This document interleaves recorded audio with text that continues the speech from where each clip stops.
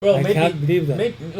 okay, maybe he just has a house there, builds a residence there, and then lives in the United States, only flies to that place once every 3 months or something, just to touch base and then go back to the States again. If your tax burden is high, the airplane costs. But the government, the American government, never accept that evading tax, personal tax for that kind of way. So they're discouraging it to say, okay, well, it's fine if you claim to live in a tax haven. It doesn't matter. You can pay tax in the Cayman Islands, but by the way, since you have an American passport, you still need to pay the residual tax in the United States. So people do not have any benefit to move to the Cayman Oh, Islands. really? Okay. That's my guess. Uh, That's my guess. I'm not. I don't know this for a fact at all. mm. Okay, it's but anyway, inequality we need to solve somewhere, Yeah. right? Right. This is a very big problem in the world. I understand. Right. And inequality is increasing. Not only that, it's also becoming more and more visible because, like, through television, through the media, there's a lot of exposure and attention of the super rich, so everybody feels poor compared to Mark Zuckerberg, to Sergey Brin and Bill Gates. The wealth of those people is actually rubbed in everybody's face. So more and more people feel poor. I've been in Africa, and actually, if you go to the countryside, the people are really poor, but everybody is poor. So people don't feel poor at all. Everybody is quite happy because it's like an equalitarian. Because they take it for granted. For granted, that's basic. That's life. So there is no problem there. But if you go to the cities, then the gap between rich and poor is much bigger, and you see that people really feel poor there. No, but I tell you, I studied Africa. I wrote 3 books, okay, and surveyed many 50 countries in Africa, and many countries, okay. And wife go selling vegetables, and she cannot sell her vegetables until evening. Now she turned out to be prostitute and get money going back home. This is popular in Africa. So this is different concept of what our culture, okay? So very poor, like 100 years ago, like a Chosen, very same environment, very low, underdeveloped, or before developing countries is like that. It's kind annual GDP per person is less than 1,000. We are 37,000. So it is 30 times more lower than us. This kind of country, unbelievable their lifestyle. Okay, it's different. Still, Africa has many countries like that. To begin with, do they have to have money to have a life?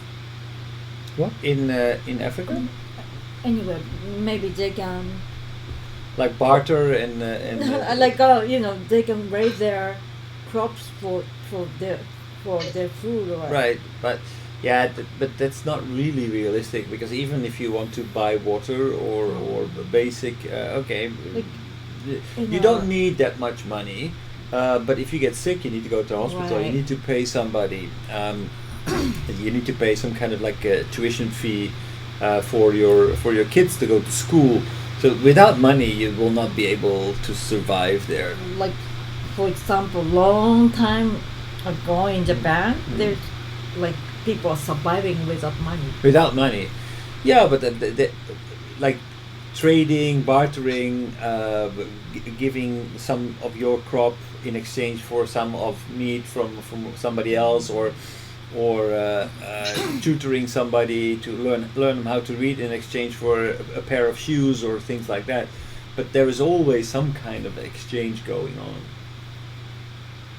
Only thing is that money came in the middle, but yeah, I do feel that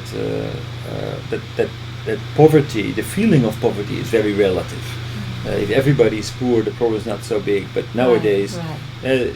the people who actually have a lot of money, because we are always comparing to people who have more money than us. We are not comparing to people who have less money than us. We are not looking at television to look at people who are very poor. We're only looking at people who are very rich. So we are actually creating a lot of envy in society. People feel poor, feel discouraged, feel that the system is not fair, and that creates politicians who take the interest of those people to heart, not to raise the entire nation, but just to support those people, to get political support to become powerful. Anyway, they are terribly poor. Unbelievable. Yeah. So, and recently Japan, they have African development seminar conferences. Recently, they wrote a lot of articles, and they are now Africa is going to start for developing economy and so forth. But I know the fact, it's Japanese government, the Japanese companies, they don't know where. How do they live? It's very difficult to communicate with those people. Okay, ministers or some certain level of rich people, big company in Africa, is different, right? So, and even if Japanese government make investments, 300 million or 500 million Japanese yen or a million US dollar or million Japanese yen, but whichever, they cannot make right judgment. Right? This is Africa. So, like African case, universal basic income is out of scope. Yeah, but because basically the taxation system doesn't work. And, exactly. But instead they want to invite like kind of tax haven, building tax haven, invite European company coming to Africa, and free tax or just a little bit money.